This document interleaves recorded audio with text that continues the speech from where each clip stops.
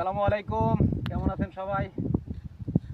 তো আজকে আমরা একটু ঘুরতে আসছি মরুভূমির ভিতরে।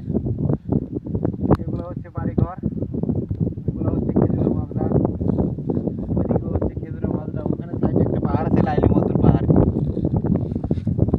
তো এগুলো হচ্ছে ছোটোখাটো পাহাড় আর কি, মরুভূমির মধ্যে, আমাদের বাড়ি থেকে অনেক দূরে। তো দুই বন্ধু মিলে আজকে আমরা একটু ঘুরতে আসছি, বেড়াইতে।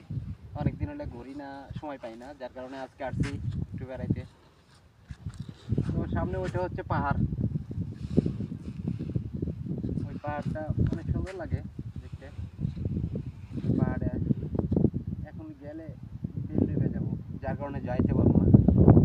তো সবাই ভালো থাকবেন।